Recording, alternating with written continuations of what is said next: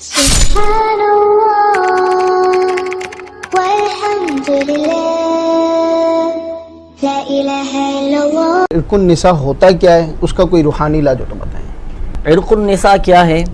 بڑی اس میں آزمائش ہوتی ہے، تکلیف ہوتی ہے، جسم کے ایک خاص حصے میں درد ہوتا ہے، یعنی ران کا جو جوڑ ہے نا، ران کے جوڑ سے لے کر پاؤں کے ٹخنے تک کا جو حصہ ہوتا ہے، یعنی نچلا جو حصہ ہے، اس میں بڑی شدید تکلیف ہوتی ہے، اور اس تکلیف کو وہی سمجھ سکتا ہے کہ جو اس درد میں مبتلا ہو۔ اللہ پاک سب کو شفا عطا فرمائے۔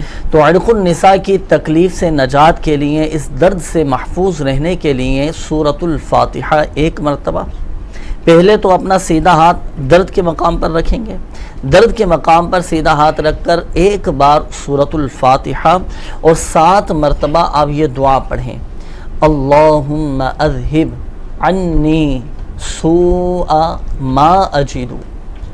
جب آپ خود یہ وظیفہ کر رہے ہوں، جب آپ خود اس پر عمل کر رہے ہوں، تو آپ اس انداز سے دعا پڑھیں گے، اور اس عمل کے اول و آخر ایک بار درود پاک بھی پڑھنا ہے۔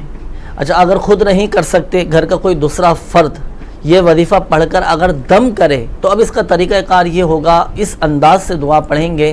اگر کسی مرد کو عرق النساء کی تکلیف ہے، تو اب دم کرنے والا اس انداز سے دعا پڑھے گا، اللہم اذہب عنہ سوء ما یجد۔